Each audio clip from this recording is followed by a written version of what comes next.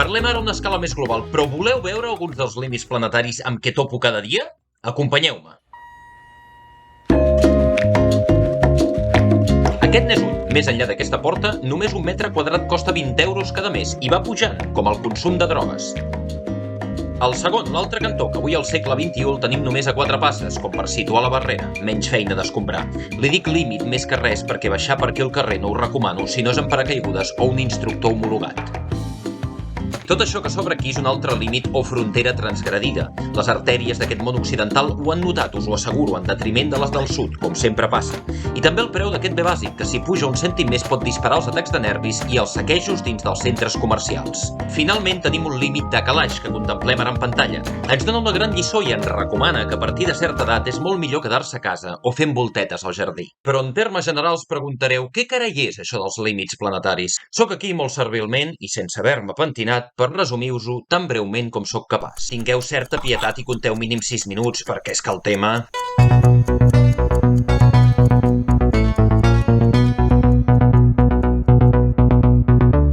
En primer lloc, cal deixar clar que el famós i arxirecurrent canvi climàtic no és tan sols l'únic problema que afronta el planeta Terra i sobretot l'ésser humà. Fa 23 milions d'anys que els primers micos van fer acte de presència dins d'un clima encara càlid, però a la baixa. I tan sols uns 200.000 que els homo sapiens, en un ambient que oscil·lava entre glacials i interglacials, 6 graus amunt o 6 avall, van aparèixer. Però no ha estat fins a un repunt molt més estable, iniciat fa uns 10.000 anys amb uns 13,5 graus com a mitjana planetària, estacions molt definides, pluges molt més previsibles, boscos amplis, mars frondosos i patrons repetitius com el futbol cada diumenge que han permès que aquell primat que vivia en coves prosperés fins a formar la més gran civilització. Aquest període que ha oscil·lat mig grau amunt, mig grau avall, s'ha batejat com a Holocè i s'ha mantingut inalterat fins que aquest món en expansió s'ha decantat per produir industrialment i a una escala més global. Però ara tot està canviant i els científics de fa temps per culpa nostra veuen com aquests patrons que ens han permès evolucionar se'n van de mare i sacsegen tota l'estabilitat i amb ella la supervivència de l'espècie. Socialment s'ha dit sovint que entrem a l'era digital o la de la idiotització, com preferiu, però parlant naturalment s'ha convingut que ja som dins l'antropocè, que l'antropo, que en el grec antic és l'home, com diria aquell experta socorrista, l'ha liat parda. En aquest marc, gent que fa anar això que ens han posat aquí dalt, que per alguns és com un moble o rebedor, s'ha preguntat què ens ha permès d'arribar aquí i mantenir el clima fins farà sols uns 100 anys amb estricta estabilitat. Uns científics de Suècia, al Centre de Resiliència d'Estocolm, van establir l'any 2009 un paradigma amb 9 patrons, o 9 boundaries, que en anglès són les fronteres, que han permès tot l'equilibri a l'Holocè, però que ara estan en greu perill. Són 9 límits planetaris que més es retroalimenten i que fan que tot avanci cap a un escenari incert. Parlant d'incerteses, deixa'm comprovar el meu límit planetari, que hauria de baixar al súper. Quines són, per tant, les 9 fronteres? Una mica de paciència. Al final, el Dani Olmo, peça clau imprescindible pel futur dels catalans i de la civilització, podrà jugar, com a mínim, als escacs.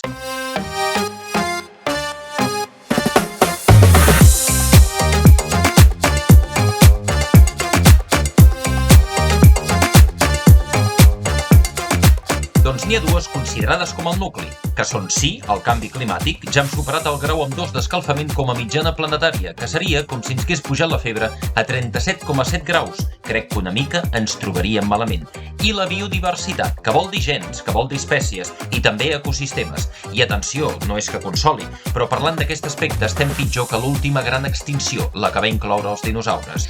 En condicions d'equilibri o certa estabilitat, la taxa normal d'extinció se situaria anualment en 0,1 espècies per milió. Actualment superem les 100, diguem que no anem gaire bé, o més aviat cap a l'abisme, i reduïm les poblacions com la vergonya als governants, 69% més minces en els últims 50 anys. I es constata, a més, que un dels factors fa créixer l'altre. Si l'oceà o si un sistema tropical és menys divers, capta també pitjor el carboni, i per tant contribueix a escalfar més. I al revés, l'increment de sols un grau pot fer que múltiples espècies sucumbeixin o es vegin amenaçades. Perdona, ho podria resumir? M'ho dius a mi? No, el rei Felip. El rei Felip té claus de casa? Noi, que et fotis pressa. Però aquest què es pensa? Qui és que fa el guió aquí? Jo faig el guió. Tu fas el guió? Però clar que faig el guió, que tens ganes de brega. No, a mi no em temptis, seràs burro. Ui, ara sí que has begut oli. Perdoneu, però crec que he superat un límit planetari. Ai, i era tan bona persona. No som res. En fi, acceleraré.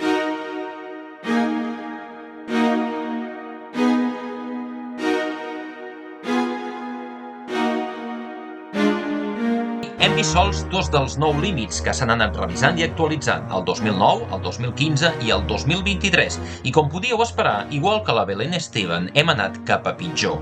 De tots ells, en aquest gràfic que veieu, s'hi han introduït uns 3 nivells. Llindar segur, de color verd, zona de risc que va creixent, color groguet, i àrea d'alt risc, color madur, vermell lilós. Observeu com s'han anat incrementant i com avui ja són 6 d'ells els que superen el llindar de seguretat per la nostra supervivència. A més del clima i de la biodiversitat, parlem dels canvis en els biomes, tala d'arbres o extinció per altres causes. N'hi ha un 40% menys que en els nivells preindustrials, segle XIX.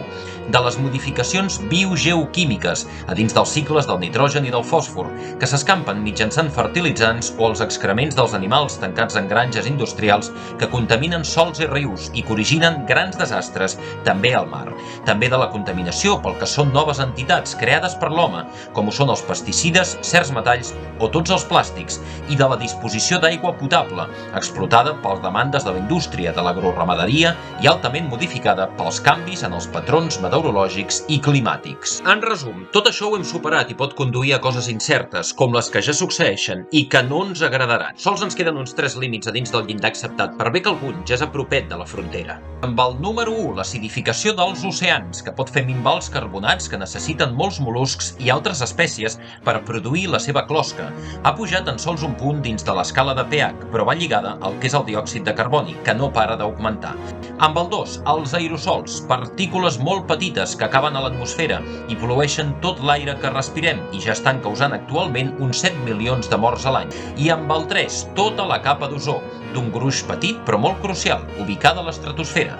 Els clorofluorocarburs amenaçaven de crear-hi un gran forat, però el protocol de Montreal del 1987 va ser un exemple i ha aconseguit anul·lar-ne la seva repercussió per protegir-nos dels rajos ultraviolats. Sí, mira, com el Madrid, just a temps. Com veieu, el panorama és més fotut que el d'un cargol a ple desert. Però és que si ho anem maquillant tot i definint amb eufemismes, potser acabarem morint creient-nos que tot és mentida. Es tracta de reaccionar, i per això cal, en primer lloc, com solució més important, no plantar coses que després anem destrossant, no captar gasos amb invents fets pel professor Tornassol que necessiten materials que no tenim, no concebre com renovable a un negoci profitós, sinó pensar, com un vaixell quan ja comença a naufragar, de deslliurar-se de coses innecessàries i reduir el gran consum, el gran transport i els tants diners, i si pot ser, el temps a Netflix, per passar a respectar qui ens ha acollit, que no és aquest senyor amb corbata, sinó tot un gran sistema que funciona fa més anys, o bastants més, que el juego del calamar. Es comentava fa només una setmana veient els tortells de Reis sobrepassar tota la taula. Potser és temps de reaccionar.